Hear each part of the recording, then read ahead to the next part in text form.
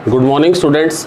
आज हम class 12th biology का unit number 4 biotechnology and its application का जो फर्स्ट चैप्टर है यानी कि chapter number 8 biotechnology principle and processes का नेक्स्ट टॉपिक करेंगे।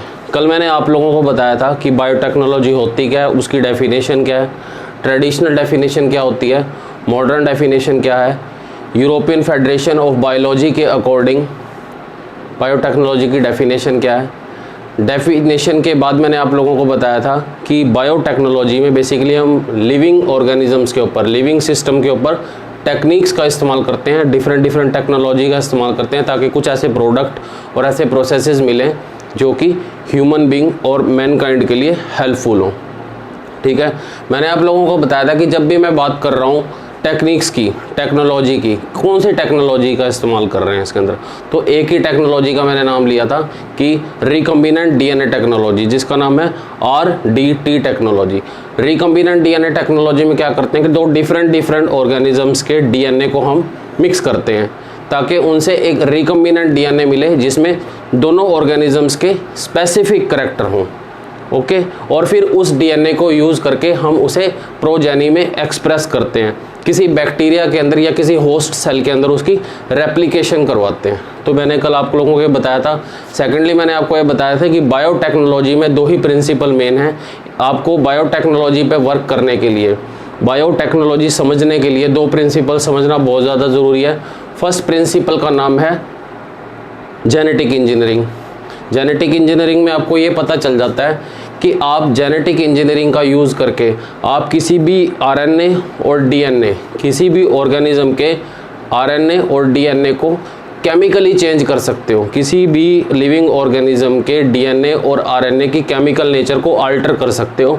इस टेक्निक को बोलते हैं जेनेटिक इंजीनियरिंग, जिससे क्या होता है कि आप एक डिज़ायर प्रोडक्ट फाइंड आउट कर सकते हैं। दूसरा एस्पेक्ट जो दूसरी मैंने आपको प्रिंसिपल बताया था, दूसरे प्रिंसिपल का नाम है बायो प्रोसेसेस या स्टरलाइजेशन मेथड। आप जब भी बायोटेक्नोलॉजी में डील करते हैं तो आपका मोटिव ये रहता है कि डिज़ायर प्रोडक्ट बने, अनडिज़ायर प्रोडक्ट ना बने। तो डिज़ायर प्रोडक्ट बनाने के लिए आपको बायो प्रोसेसेस टेक्निक्स का पता होना चाहिए कि फाइनल प्रोडक्ट में आपके जो आप फाइनल प्रोडक्ट बना रहे हो उसमें डिज़ायर प्रोडक्ट आए, अनडिज़ायरेबल प्रोडक्ट ना आए। आप जिस बैक्टीरिया की ग्रोथ करवा रहे हैं सिर्फ उस प्रोसेस में उसी बैक्टीरिया की ग्रोथ हो, अनवांटेडली एनवायरनमेंट से कोई और बैक्टीरिया उस प्रोसेस के अंदर इन्वॉल्व ना हो। ठीक है, ये सब आप कैसे कर सकते हैं? जब आपको स्टरलाइजेशन टेक्निक्स का पता होगा, जब आपको असेप्टिक टेक्निक्स का पता होगा कि बायोटेक्नोलॉजी की जितनी भी एप्लीकेशन, जितनी भी आपने प्रोसेसेस करनी है उसके अंदर स्टरलाइजेशन का क्या रोल है, असेप्टिक कंडीशंस क्या होती हैं। ओके, आज हम जो टॉपिक करने वाले हैं उस टॉपिक का नाम है conceptual development of genetic engineering. Conceptual development of genetic engineering. Genetic engineering के जो प्रिंसिपल्स हैं उसके पीछे क्या कंसेप्ट काम करता है कि हम जेनेटिक इंजीनियरिंग को ही क्यों ले रहे हैं बायोटेक्नोलॉजी के लिए, इसके पीछे का कंसेप्ट क्या है। तो जो टॉपिक आज स्टार्ट करने वाले हैं उसका नाम है conceptual development of principles of genetic engineering. Conceptual development of principles of genetic engineering. Genetic engineering के जो प्रिंसिपल्स हैं उनके पीछे बेसिकली कौन सा कंसेप्ट काम करता है, आइए हम इसे बड़े ही सिंप्लीफाइड वे में समझने की कोशिश करते हैं। फर्स्ट ऑफ ऑल, साइंटिस्ट के सामने दो तरह के प्रोसेसेस थे किसी नए ऑर्गेनिज्म को प्रोड्यूस करवाने के लिए। एक प्रोसेस था सेक्सुअल रिप्रोडक्शन और दूसरा था एसेक्सुअल रिप्रोडक्शन। किसी भी ऑफस्प्रिंग को जनरेट करने के लिए सेक्सुअल रिप्रोडक्शन और एसेक्सुअल रिप्रोडक्शन दो तरह की टेक्निक्स थी, दो प्रोसेसेस थे, दो वे थी। तो इन दोनों जब वेज को दोनों को आपस में कंपेयर किया गया तो ये पता चला कि आपको पता है कि सेक्सुअल रिप्रोडक्शन में इन्वॉल्वमेंट होती है टू डिफरेंट पेरेंट्स की as compare to it asexual में सिर्फ सिंगल पेरेंट की इन्वॉल्वमेंट होती है। Due to the involvement of these two different parents in sexual reproduction क्या होता है इसके अंदर, रिकम्बिनेशन एंड क्रॉसिंग हो जाती है। रिकम्बिनेशन एंड क्रॉसिंग की वजह से क्या होता है, सेक्सुअल रिप्रोडक्शन के अंदर जो भी ऑफस्प्रिंग प्रोड्यूस होता है वो अपने साथ कुछ वेरिएशन लाता है। क्या लाता है बेटे, वेरिएशन। ठीक है, आइए हम इसको एक बार रब कर लेते हैं, फिर समझते हैं।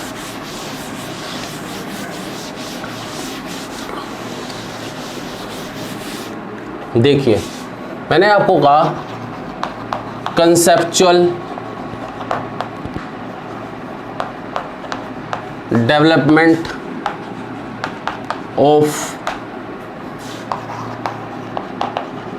Principles of genetic engineering. आपने जेनेटिक इंजीनियरिंग के जो प्रिंसिपल बनाए हैं उसके पीछे कौन सा कंसेप्ट काम करता है। तो साइंटिस्ट को पता चला, जैसे आप लोग जानते हैं कि किसी भी ऑफस्प्रिंग को बनाने के लिए हमारे पास दो वे हैं। एक वे है सेक्सुअल रिप्रोडक्शन, दूसरा है एसेक्सुअल रिप्रोडक्शन। आप लोगों को पता है कि सेक्सुअल रिप्रोडक्शन के अंदर हमेशा टू पेरेंट्स की इन्वॉल्वमेंट होती है, टू डिफरेंट पेरेंट्स की इन्वॉल्वमेंट होती है, और इसके अंदर सिंगल पेरेंट की इन्वॉल्वमेंट होती है। एक ही बॉडी में दोनों पेरेंट्स प्रेजेंट है, सिंगल पेरेंट इन्वॉल्व। तो due to this two parents involvement इसके अंदर जो ऑफस्प्रिंग आता है उसके पास वेरिएशन होती है, वेरिएशन की प्रॉपर्टी होती है, और इनके केस में नो वेरिएशन अक्कर। जब कोई वेरिएशन ही नहीं होगी, ठीक है, तो इस तरह के ऑफस्प्रिंग क्या होंगे, clones in nature. They are similar, they are similar, clone होंगे। आप किसी भी फ्लावर को देख लीजिए, एक फ्लावर को देख लीजिए, 10 लाख फ्लावर को देख लीजिए, सब एक जैसे हैं क्योंकि वो एक दूसरे के क्लोन हैं। ठीक है, उसमें डबल पेरेंट्स, टू पेरेंट्स की इन्वॉल्वमेंट नहीं है, एक ही बॉडी में दोनों पेरेंट्स प्रेजेंट है। मगर सेक्सुअल रिप्रोडक्शन के अंदर टू पेरेंट्स हैं। टू पेरेंट्स होने से क्या होता है कि जो ऑफस्प्रिंग बनेगा उसके अंदर वेरिएशन होगी। अब इन दोनों की वजह से होता क्या है कि एक के अंदर वेरिएशन है और दूसरे के अंदर कोई वेरिएशन नहीं है। वेरिएशन की सबसे ज़्यादा एडवांटेज क्या है, वेरिएशन होने से हमें क्या मिलेगा, मिक्स कैरेक्टर। क्या मिलेंगे, मिक्स कैरेक्टर। सेकेंडली, ये मिक्स कैरेक्टर होने की वजह से क्या हमें सेकंड क्या एडवांटेज मिलेगी, एडप्टेशन की।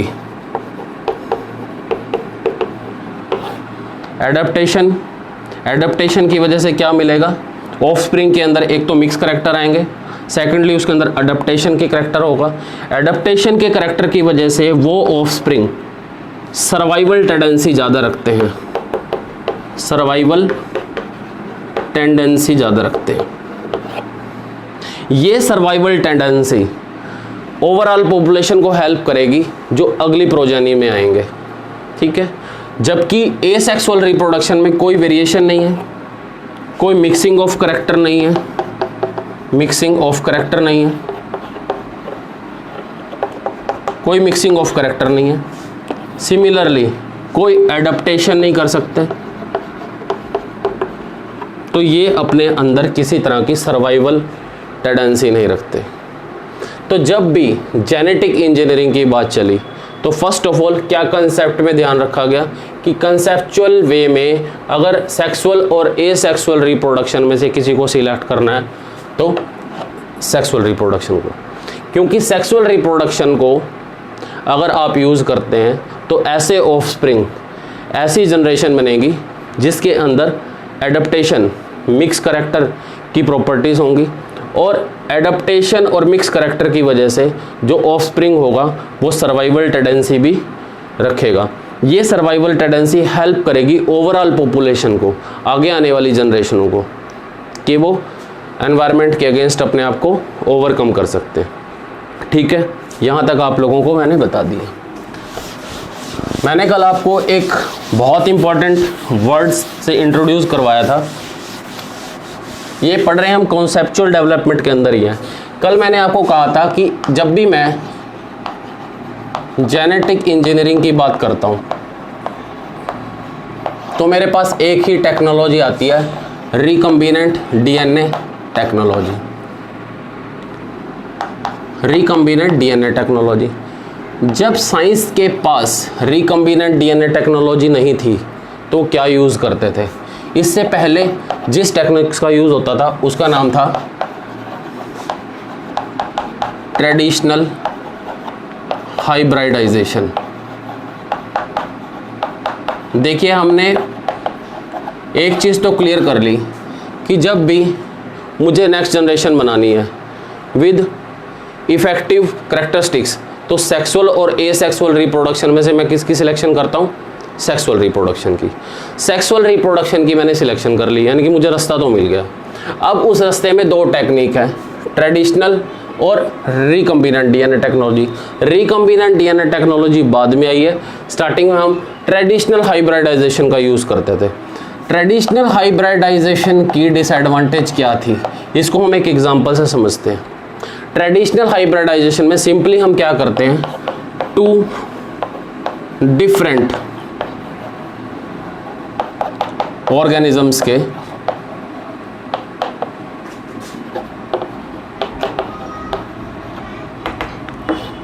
गैमेट्स को ले लेते हैं और उनको आपस में मिक्स कर लेते हैं, ताकि जो ऑफस्प्रिंग बने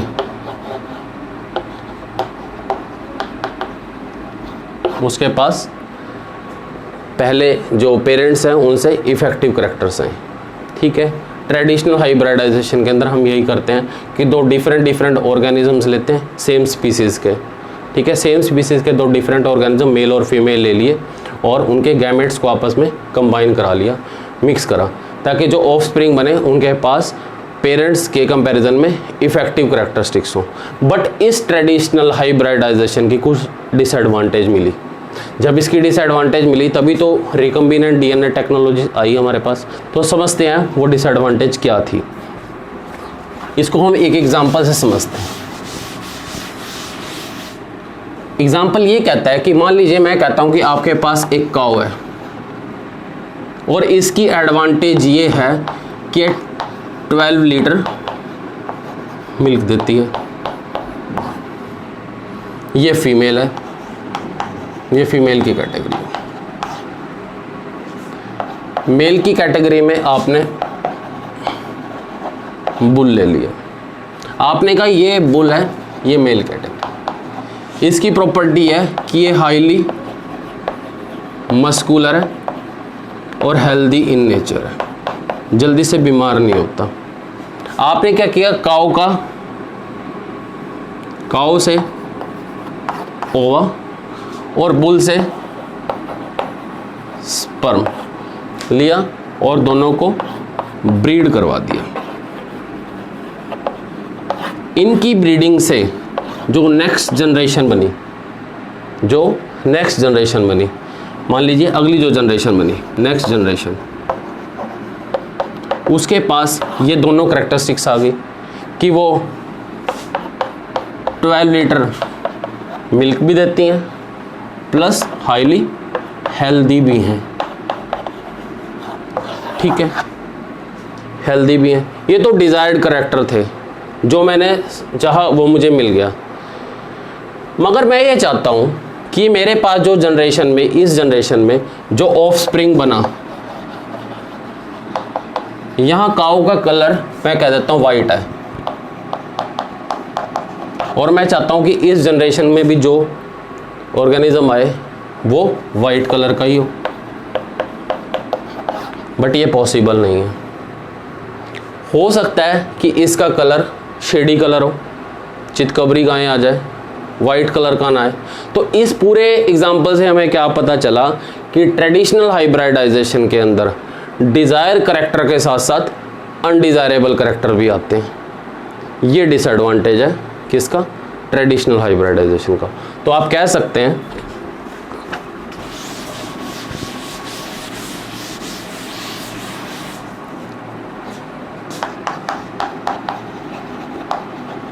traditional hybridization leads to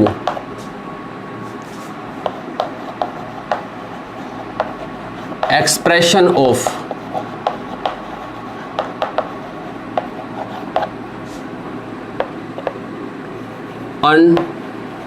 undesired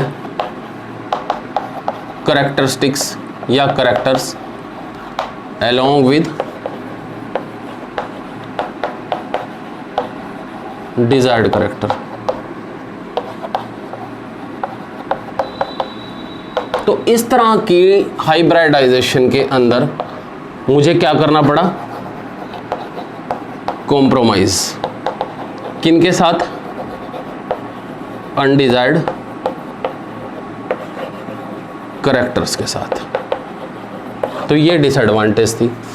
तो आपने कंसेप्चुअल डेवलपमेंट में ये देख लिया कि फर्स्ट ऑफ ऑल आप सेक्सुअल और एसेक्सुअल में किसको सिलेक्ट करते हैं? सेक्सुअल को। सेक्सुअल डेवलपमेंट सिलेक्ट होने के बाद आपके पास नेक्स्ट बचा क्या? ट्रेडिशनल हाइब्रिडाइजेशन की सेक्सुअली आपको उनको दोनों को मीटिंग करानी है, ब्रीडिंग करवानी है, तो आप क्या करेंगे? ये ट्रेडिशनल हाइब्रिडाइजेशन को यूज़ करेंगे। बट ट्रेडिशनल हाइब्रिडाइजेशन की डिसएडवांटेज ये है कि जो अगली जनरेशन बनेगी उसके अंदर डिज़ायर्ड करैक्टर्स के साथ साथ अनडिज़ायर्ड करैक्टर भी आ जाएंगे। तो आप लोगों के लिए कॉम्प्रोमाइज़ हो जाएगा कि आपको डिज़ायर्ड करैक्टर के साथ साथ अनडिज़ायर्ड करैक्टर को भी कॉम्प्रोमाइज़ करना पड़ रहा है। ये टेक्निक फेल हो गई बायोटेक्नोलॉजी के लिए। नेक्स्ट जो कंसेप्ट आया वो कंसेप्ट क्या आया, जिसके बारे में मैं कल आपको थोड़ा ओवरव्यू दे चुका हूँ। उस कंसेप्ट का नाम है RDT, रिकम्बिनेंट डीएनए टेक्नोलॉजी। इसके अंदर ये हाईली स्पेसिफिक है। मैं डीएनए सेगमेंट में से एक पूरे डीएनए सेगमेंट में से मैं पर्टिकुलर उस पीस को ही कट करता हूँ जिस पर मेरे डिज़ायर्ड या यूं कह लीजिए जीन ऑफ इंटरेस्ट प्रेजेंट है, और इस डिज़ायर्ड या जीन ऑफ इंटरेस्ट को ही मैं मिक्स करता हूँ किसी दूसरे डीएनए फ्रेगमेंट के साथ, फॉर एग्जांपल प्लाज्मिड के साथ। यानी कि अब मैं किसके साथ ही सिर्फ डील कर रहा हूँ? अपने particular desired gene of interest के साथ। तो मुझे फाइनली जो जनरेशन मिलेगी वो कौन से कैरेक्टर्स लेके आएगी? डिज़ायर्ड, ना कि अनडिज़ायर्ड।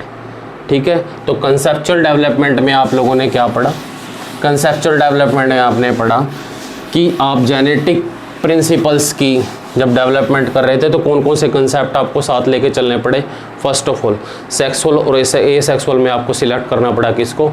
सेक्सुअल को, क्योंकि सेक्सुअल में मिक्स ब्रीडिंग होगी, करैक्टर मिक्स करेंगे, एडेप्टेशन होगी और वो हेल्प करेगी सर्वाइवल टेंडेंसी के लिए। आपका जो वो ऑर्गेनिज्म है उसके अंदर अडेप्टेशन की पावर होगी। इन फ्यूचर वो अनटुवर्ड कंडीशन को भी झेल सकता है, सर्वाइवल है। एसेक्सुअल में ऐसा नहीं है क्योंकि वहाँ पे क्लोन बन रहे हैं। ठीक है, डायरेक्ट सिंपली कोपिंग हो रही है। एसेक्सुअल और सेक्सुअल में आपने सेक्सुअल को सिलेक्ट कर लिया। उसके बाद आपको पता चला कि ठीक है सेक्सुअल रिप्रोडक्शन करवानी है, उसके बाद टेक्निक कौन सी आई, आपने कहा कि चले ठीक है हम ट्रेडिशनल वे से हाइब्रिडाइजेशन करवाते हैं, मगर ट्रेडिशनल वे में आपको कॉम्प्रोमाइज़ करना पड़ा कि डिज़ायर्ड करैक्टर के साथ साथ अनडिज़ायर्ड करैक्टर भी आ रहे हैं, ठीक है। तो उसको ओवरकम करने के लिए एक नई टेक्निक आई, रिकम्बिनेंट डीएनए टेक्नोलॉजी। यहाँ आपको कंसेप्चुअल डेवलपमेंट का मैंने कंप्लीटली बता दिया।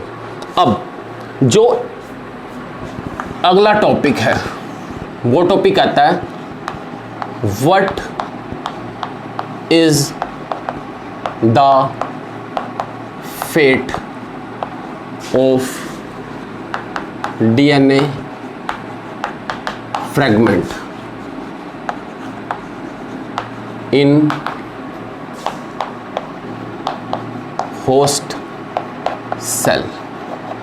ये आपको ऐसे ही समझ, देखिए क्या बोला है, what is the fate of DNA fragment in the host cell. आपको इस डायग्राम के वे से बताता हूँ। मान लीजिए आपने कहा कि आपके पास ये एक डीएनए है, इस डीएनए में से आपने इतने फ्रैगमेंट को कट कर लिया जिसके ऊपर आपके जीन ऑफ इंटरेस्ट है, इसको आपने किसी प्लाज्मिड के साथ जोड़ दिया और इस प्लाज्मिड को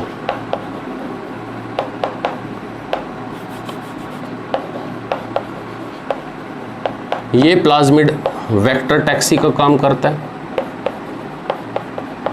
इसको इंट्रोड्यूस करवाया किसी बैक्टीरिया के अंदर, ये जीन ऑफ इंटरेस्ट यहां फिट हो गया।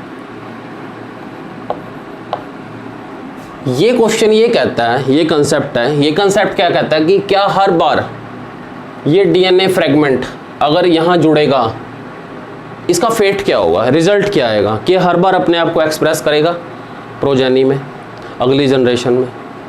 क्या ये हार्ड एंड फास्ट रूल है कि आपने इसको इसके अंदर इंसर्ट करवा दिया तो इसने ग्रोथ ही करनी है? नहीं, ऐसा नहीं।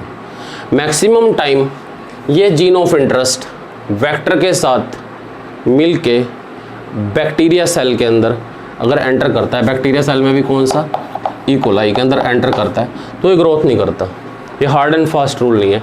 इसके पीछे क्या कंसेप्ट है, ये हार्ड एंड फास्ट रूल इसलिए नहीं है कि इसको यहाँ इंट्रोड्यूस करवाने के लिए आपको दो चीज़ों का पता होना चाहिए। First, integration, and second ORI। Integration simple word है, इंग्लिश का वर्ड है, मैथमेटिक्स में भी पढ़ा होगा। इंटीग्रेशन का मतलब था जुड़ जाना, इंटीग्रेशन का मतलब जुड़ना।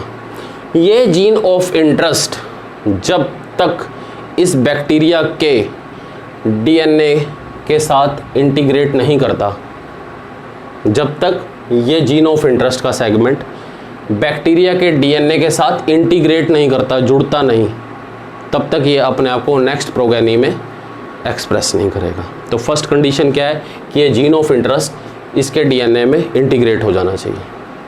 Second point, ORI।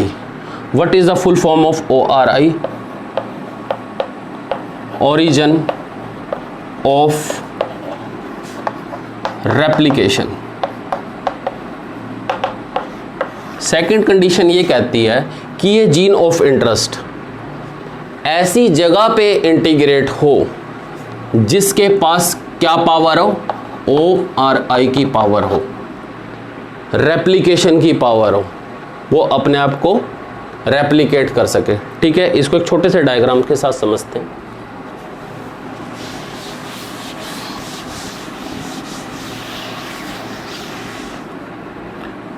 Let us suppose आपके पास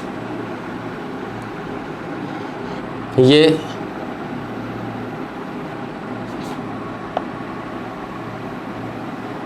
एक बैक्टीरिया का डीएनए, ये बैक्टीरिया का डीएनए अपने आप को क्या करेगा, ट्रांसक्राइब करेगा।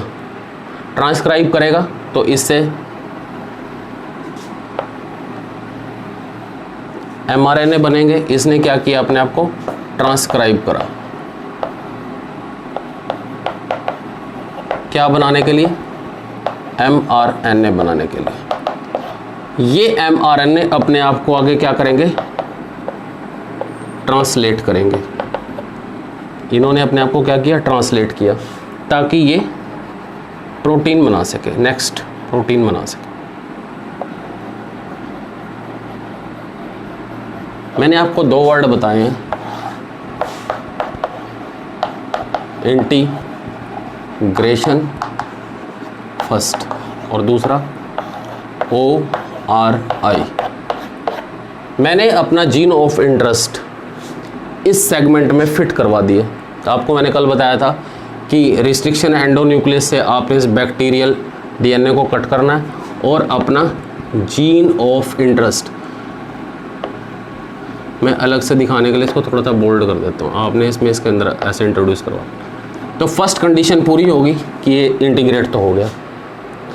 सेकेंडली, ये जहाँ इंटीग्रेट हुआ है उसके पास ORI ऐसी जगह पे इसको इंसर्ट करवाना है जहाँ पे ओरिजिन ऑफ रेप्लिकेशन हो। अगर ये ओरिजिन ऑफ रेप्लिकेशन होगा तो ये यहाँ पे भी अपने आप को एक्सप्रेस करेगा और यहाँ पे भी ये मेरे जीन ऑफ इंटरेस्ट कॉपी की फॉर्म में मुझे मिलेंगे। ठीक है, तो मैंने आप लोगों को ये बताया कि कंसेप्चुअल डेवलपमेंट क्या होती है, जेनेटिक इंजीनियरिंग के पीछे जो प्रिंसिपल्स हैं उनकी कंसेप्ट क्या है। ए सेक्सुअल और सेक्सुअल में सेक्सुअल को सिलेक्ट करना है, फिर उस सेक्सुअल रिप्रोडक्शन में भी ट्रेडिशनल हाइब्रिडाइजेशन की तरफ नहीं जाना। ठीक है, लोकल लेवल पे या बिल्कुल स्मॉल लेवल पे जब आपके पास टेक्निक्स नहीं है तो आप यूज़ करते हैं, मगर जब आपके प्रोडक्ट की डिज़ायरेबिलिटी और प्योरिटी इतनी ज़्यादा मैटर करती है तो आपको ट्रेडिशनल वे में वर्क नहीं कर सकते। तो आपको कौन सा वर्क लेना पड़ेगा, कौन सी टेक्निक की तरफ जाना पड़ेगा, रिकम्बिनेंट DNA टेक्नोलॉजी की तरफ। माइंड में क्वेश्चन बार बार आता है कि रिकम्बिनेंट DNA टेक्नोलॉजी तो ठीक है, तो क्या हर बार जो भी मैं जीन ऑफ इंटरेस्ट किसी बैक्टीरिया के अंदर डालता हूँ तो अपने को कॉपी करता है, एक्सप्रेस करता है प्रोग्रामिंग में? ये देखने के लिए मुझे 2 कंसेप्ट समझने पड़े कि एक इंटीग्रेशन होता है, एक ORI होता है। इंटीग्रेशन का मतलब कि मेरा जीन ऑफ इंटरेस्ट उस बैक्टीरिया के DNA के साथ पहले तो इंटीग्रेट करेगा, तभी तो वो उसका हिस्सा बनेगा कॉपिंग के दौरान। सेकेंडली, वो ऐसी जगह पे उसके साथ जुड़ना चाहिए, इंटीग्रेट करना चाहिए जहाँ पे ORI हो। क्या हो? ORI, origin of replication. Origin of replication ORI होना चाहिए, ओरिजिन ऑफ रेप्लिकेशन होना चाहिए ताकि वो अपने आप को रेप्लिकेट कर सके, एक्सप्रेस कर सके अगली प्रोगेनी में, अगली जनरेशन में। तो इस ओवरऑल जो मैंने आपको अभी तक पढ़ाया, जितना भी समझाया, तो इसमें 3 ही चीज़ें बेसिक फंडामेंट सामने आ रही हैं। क्या?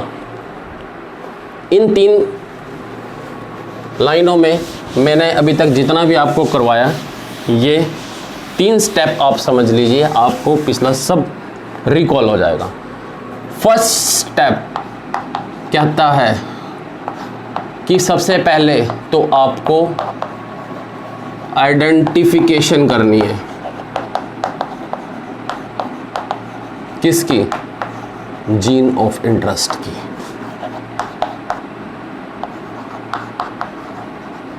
जीन ऑफ इंटरेस्ट की आइडेंटिफिकेशन की, मुझे जो चाहिए वो ये है। सेकंड स्टेप, इस जीन ऑफ इंटरेस्ट को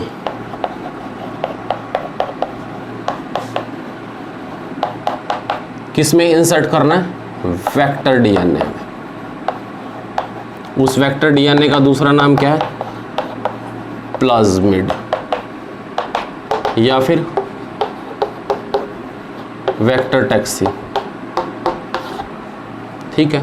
थर्ड स्टेप, इस वेक्टर DNA जिसके साथ अब इस जीन ऑफ इंटरेस्ट आपका इंसर्ट है, उसको आप इनक्यूबेट करवा देंगे या इंसर्ट करवाएंगे किसके अंदर? पर्टिकुलर होस्ट सेल के अंदर। और on the basis of the property of this host cell, कि इस होस्ट सेल की pH से रिलेटेड क्या प्रॉपर्टी है, टेम्परेचर से रिलेटेड क्या प्रॉपर्टी है, ह्यूमिडिटी से रिलेटेड क्या प्रॉपर्टी है, फूड रिक्वायरमेंट से रिलेटेड क्या प्रॉपर्टी है, इसके इन एनवायरनमेंट्स को आप मेंटेन करेंगे ताकि ये अपनी ग्रोथ करवा सके। जब इसकी ग्रोथ होगी तो अल्टीमेटली आपके जीन ऑफ इंटरेस्ट की ग्रोथ होगी और आपको desired final product with purity और हाई क्वांटिटी में लार्ज स्केल में मिलेगा। तो ठीक है स्टूडेंट्स, होप सो जो मैंने आपको आज समझाया वो आप लोगों को समझ आए, और कोई भी क्वेरी हो तो आप मुझसे डायरेक्टली फ़ोन करके पूछ सकते हैं। Thank you.